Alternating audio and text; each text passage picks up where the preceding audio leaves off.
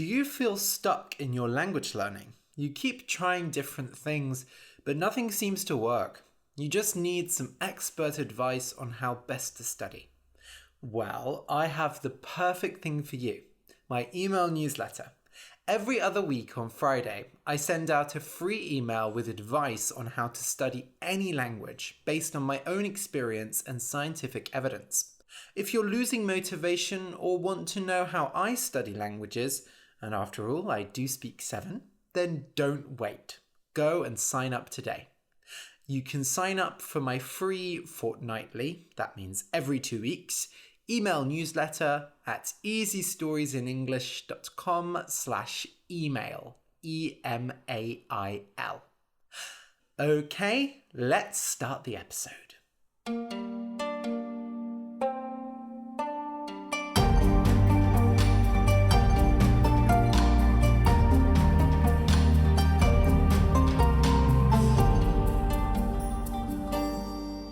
Welcome to Easy Stories in English, the podcast that will take your English from okay to good and from good to great.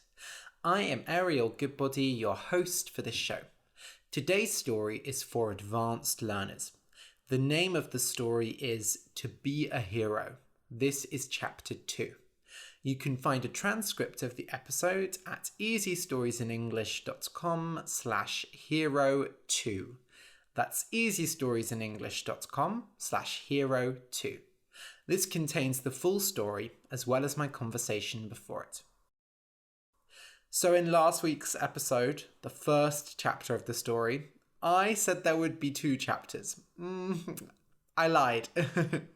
Actually, this is not the last chapter. There is probably going to be 3 chapters. I don't know. We'll see. Maybe even 4. I made a plan for the story and I thought it would be 2 chapters long, but as I was writing this, it got a bit longer, and so I decided to stop at a certain point and do another chapter next week. So because I'm still writing this story as I publish it, that's why it's a bit all over the place. It was kind of hard to cut it into chapters as well. I had to do it in slightly weird places, but you know what? It's all an experiment. I'm trying to write more of my own stuff. These things happen. Hopefully, you'll still enjoy it. But if you haven't listened to the first chapter yet, then I really recommend doing that first. So go to easystoriesinenglish.com/hero to hear chapter 1 of today's story. And do leave your comments and let me know what you think of this story and of this chapter, because I love reading your comments and it really helps me to get an idea of which stories you like and which you don't like so much. So you can go and leave a comment at easystoriesinenglish.com/hero2. Speaking of getting back to writing original work again, I've been back working on my novel because I've decided, you know what, I'm on draft 4 of this novel. I've done so much work on it. I've made a whole plan for how I'm going to rewrite the story. I'm really proud of what I rewrote so far. I just need to get over this kind of like perfectionism I have about it being the most amazing, perfect story ever. It's not going to be. Also, I was kind of unsure. I thought maybe it will be the second book in a trilogy and then I'll have to write the prequel, and that was confusing me. And I've decided, don't think about that now. Just finish the story and then you can decide what to do. So if you're interested, it is a fantasy novel about a reclusive lesbian vampire who has been exiled from a vampire clan and has to get back in touch with it in order to defeat an evil vampire who's going around and murdering vampires and drinking their blood. So it's all very mysterious. It's like a murder mystery adventure kind of thing. I mainly really want to work on original novels because, you know, I really love doing the stories in the podcast, but sometimes I want to express myself using the full range of language that I have as a native speaker and as a writer. But also, I really want to publish these novels and then do editions for learners, so with more simplified language like on the podcast. The reason being is, you know, I provide all of these short stories that I think are a really great resource, but also I think it's great to have full-length novels that are good for learners. So you have something a bit deeper, a bit more detailed to sink your teeth into, we say. A very fitting metaphor given we're talking about a vampire story. What's actually really been helping me to focus on my novel and work more determinedly, is that a word? I don't know. Work more determinedly on it has been meditating. So I've been getting back into meditating. And I talk about this a lot on my other podcast, 11s with Ariel, which is a short conversational podcast for intermediate and advanced learners. So if you want to hear all about my meditation, as well as, what's going on in my life, TV shows and books that I like, and the novel I'm working on, then you can go to patreon.com/easy stories in English. And for just $5 a month, you can get access to I think it's like 50 episodes at this point of 11s with Ariel. So there's lots to listen to. Okay, I'll just explain some words that are in today's story. A foal, Foal, is a baby horse. Instincts, Instincts, are those feelings that help you make decisions or figure out a situation. For example, when I'm teaching, I sometimes feel that students don't understand me. I know this just through instinct. It's hard to explain how I know, but I just do. Athletes and musicians often rely on instinct for their performances. They don't think about what they're doing, they just do it. Bob's your uncle is a very funny and very British expression that means, and there you have it, or and there it is. For example, you go to easystoriesinenglish.com, you click on a story, you read it, and Bob's your uncle. Now you're fluent in English. Not really. I wish. A hoof, Hoof, and the plural is hooves, is the foot of a cow, a pig, a goat, and so on. Basically, these animals don't have feet like us. Their feet are very hard, and when they walk, it sounds like... To protect horses' hooves, people put horseshoes on them.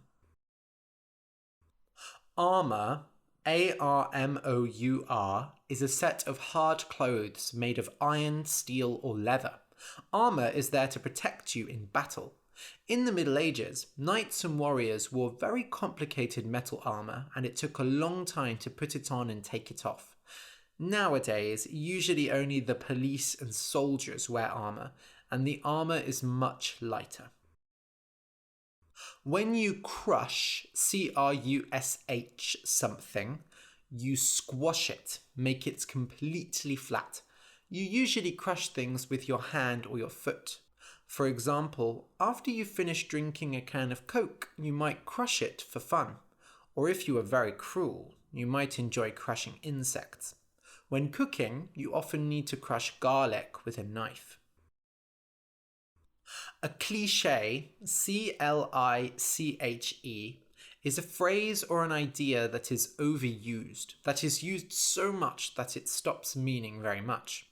For example, in the UK, many football commentators, people who comment professionally on football matches, say things like, "At the end of the day, it's a game of two sides," which is a cliché because, well, of course it's a game of two sides. It's football.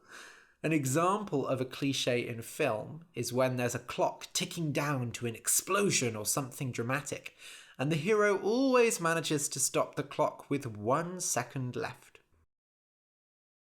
Speak of the devil and he shall appear, often just shortened to speak of the devil, is a phrase that you use when you are talking about someone and then they appear. Basically, in the Middle Ages, they believed that it was bad to say the name of the devil, Satan, because it would make him appear. So now, if you were talking about your friend Maria, and then suddenly Maria arrives, it is like magic, and you can say, "Speak of the devil." A lair, Lair, is the home of a monster. Lairs are usually caves, and they are usually very dark and full of treasure.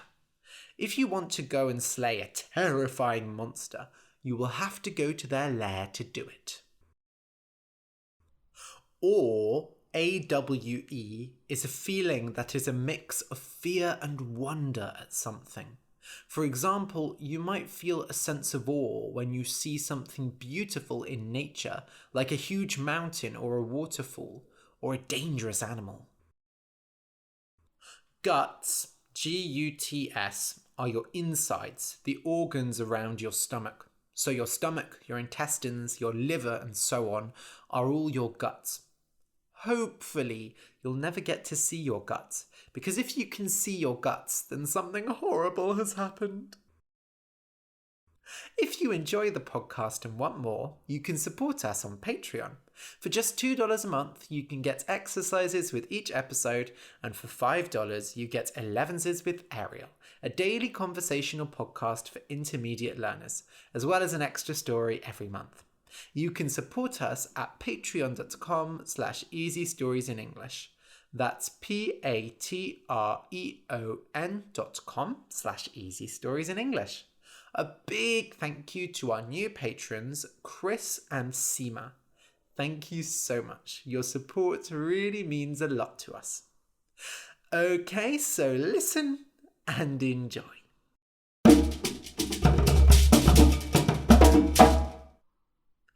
To Be a Hero, Chapter 2. When we last saw our hero in training, Norm, and his ghostly teacher, Elric, they were walking at a sensible pace through the forest to recover the king's lost pegasus. After several hours of walking, filled with Elric insisting they quietly play a variety of childish word games, they arrived at the cave where the creature was hiding. Norm gasped when he saw the magnificent animal. Its wings were long and elegant, as if taken from an angel, and it had skin as pure and white as snow. But far from wandering elegantly through the trees, the creature was sitting on the floor of the cave, reading a book. "I didn't know horses could read," muttered Elric. "He's not a horse," said Norm. "Now wait here while I go and talk to him. I don't want you to scare him off."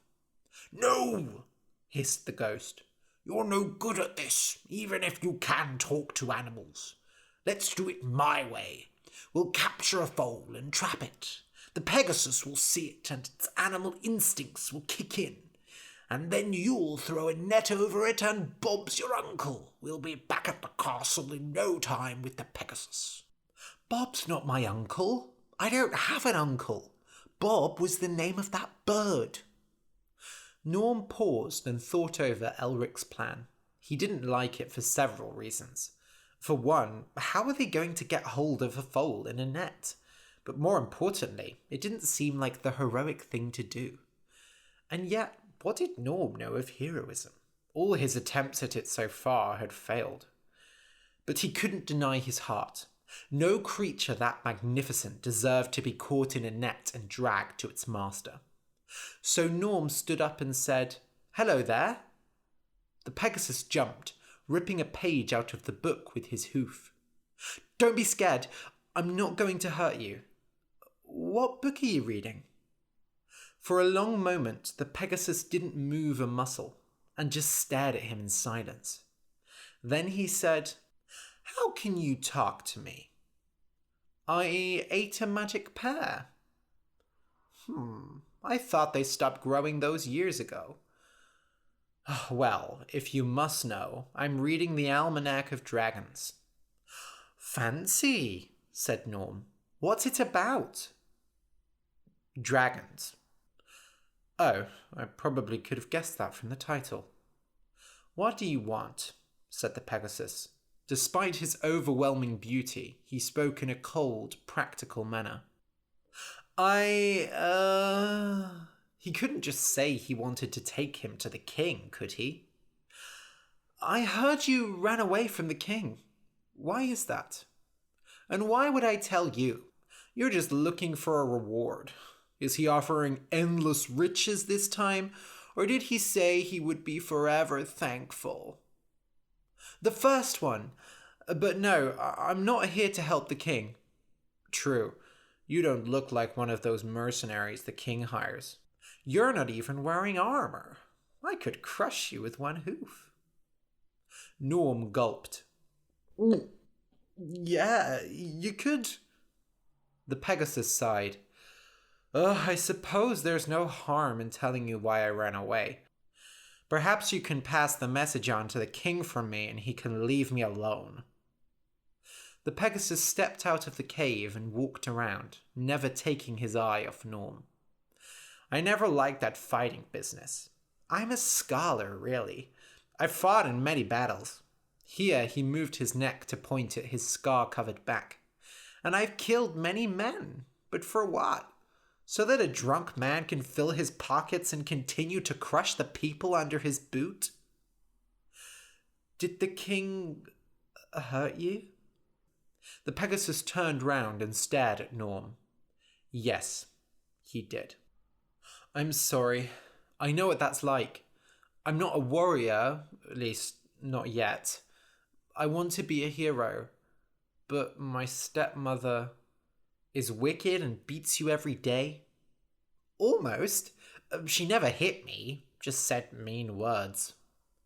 We've got almost all the clichés in the book between us. A drunken king and a wicked stepmother. Next you'll tell me you're being accompanied by the ghost of a great hero who's teaching you how to become one yourself. I'm no cliché, bellowed Elric, floating out of the bushes. Speak of the devil, said the Pegasus. This is Elric. It's kind of a long story. I have a vivid imagination. I can figure it out. But really, what are you looking for, boy? Most people wouldn't track down a killer Pegasus without a good reason to do so. I admit, I was looking to get the king's reward. That is, until I saw you. You're beautiful, he whispered. Oh, so if I was ugly, you would have sent me back to the king? I can tell you don't read books. You're just full of incorrect assumptions. Hey, leave the boy alone, cried Elric. He's just a kid doing his best to become a hero. He may be stupid, but he's, very brave? He said this last part in a very doubtful tone. Thank you, Elric. The Pegasus smiled. My apologies. I haven't been able to talk to anyone apart from old war horses for many years now. My manners have deteriorated. And now I must ask you a favor. Will you go back to the king and tell him that I died? Spare no details. Tell him that I was cut apart and that my body parts are being eaten by birds. Ugh, said Norm. I mean, I can. I think that's the only way he'll leave me alone. All I want is to read my books in peace. But there was a hint of loneliness in the beautiful creature's voice. All right, said Norm. I'll tell him. I am aware that the temptation of gold can conquer even the strongest man, so if you do this for me, I will give you a reward myself. Meet me on that hill at sunset. He gestured into the distance, where a low hill rose up out of the forest. Why? Is it a magical hill? No, it just means I'll be able to see you if you're coming with the king's men to betray me. And believe me, you don't want to betray me. So Norm went to deliver the message to the king, which was considerably difficult on his part, as acting was not one of his strongest skills. But with Elric's coaching, the ex-hero seemed to be exceptionally skilled at lying. They made it out of the castle and headed for the hill, where the Pegasus was waiting for them. I realized I didn't tell you my name, said the creature. I'm trying to become more polite, but it's a difficult process. I am Kvak. That's a beautiful name, said Norm. Don't lie to me. It's ugly. Anyway, here is your reward. Norm blinked and looked around. Oh, is it an invisible sword? Kvok snorted. You need to get over your obsession with magical objects. No, it is me. Huh? I know I said before that I just wanted a quiet life of reading, but a pegasus does get lonely. As foolish as it seems, I'd like to accompany you on your journey." "Fantastic," said Norm, his mind filling with romantic images of him riding Kvok dressed in a shining suit of armour. "Don't get any ideas, though," said Kvok. "I won't let you ride me unless it's strictly necessary." "Oh," said Norm, trying and failing to hide his disappointment.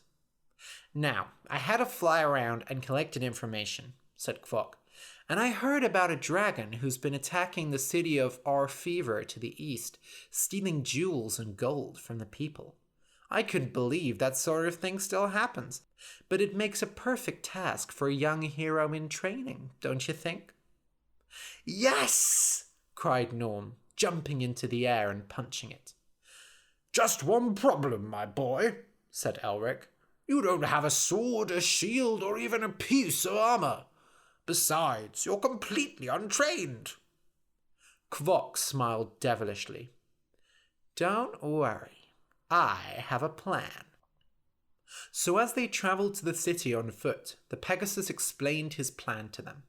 Clearly, those books he had been reading, Norm was forced to drag the heavy chest full of them, contained some awful stuff, as the plan was the work of someone with a truly sick mind. "I thought you didn't like violence," said Norm. "I never said that. I just like applying it strategically." When they arrived at the city of Orfever, it was clear to see why the dragon had chosen it. It was covered in wealth, the streets made of elegant stones with romantic lamps and imposing statues on either side, down which paraded finely dressed citizens with noses almost as high as their expensive hats. The mayor even lived in a tower of gold. "Ah, you have come to deal with a dragon problem, yes?" he said, eyeing their odd appearance with a frown. "Fantastic. You'll find his lair an hour north of here, in the caves." "Aren't you going to help us? Perhaps with some legendary armour or magical objects?" said Norm hopefully. If he couldn't live out his dream of fighting a dragon, he could at least get some free equipment. The mayor scoffed. "Do heroes not equip themselves these days? You should consider yourself lucky I even allowed you into my home with such dirty clothes. Now go and do your job, boy." So the three adventurers carried out their plan. First, they had to acquire a sword. Kvok told Elric and Norm to go relax at a pub, giving them some coin to buy drinks with, while the Pegasus went off to find a sword. Norm was sure that he was in fact stealing it, but he didn't dare challenge the creature. He was still in awe of him, and the more he talked to Kvok, the more that awe turned to fear. He did not want to get on his wrong side.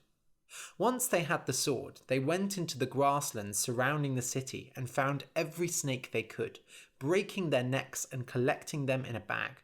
It made Norm feel a bit sick, but Kvok insisted that they follow his plan, so he kept quiet. Elric flew around finding the animals, but it was Norm who actually had to kill them, and he got more than one bite on his arm. Thankfully, they weren't the poisonous kind. Once they had collected a heavy bag of snakes, they went to the dragon's lair, poured the dead creatures onto the ground, and got to work. Each one they sliced open, spilling its guts out onto the earth. Dragons, although they view themselves as far superior, feel a great connection to snakes, because they believe that is their biological origin, Kvok had said on their way to Orfever. "If we launch a psychological attack, we can make it angry, and when dragons are angry, they're stupid. They have very strong biological instincts, you see. During my information gathering, I discovered this one has a weak spot on its stomach. So we'll get it angry and then you'll fly in, Norm. Yes, I'll let you ride me just this once and cut it open with the sword." Norm was frightened but terribly excited at the same time. Elric too became enthusiastic, coaching Norm on sword techniques during every spare moment. Once they had finished their reptilian murder session, they ran into the bushes nearby and hid, waiting for the dragon to come out. And you too must wait, dear reader, because this story has yet another chapter to go. But do not worry, friends. Soon you will find out the thrilling tale of the battle with the dragon. You simply must be patient like a snake in the long grass. Although hopefully your guts will remain in place. End of chapter 2. If you enjoyed the story, please consider supporting us on Patreon. Go to patreon.com/easystoriesinenglish. That's patreon.com/easystoriesinenglish. For just a few dollars a month, you can get extra episodes, conversational podcasts, exercises, and much more. Thank you for listening, and until next week.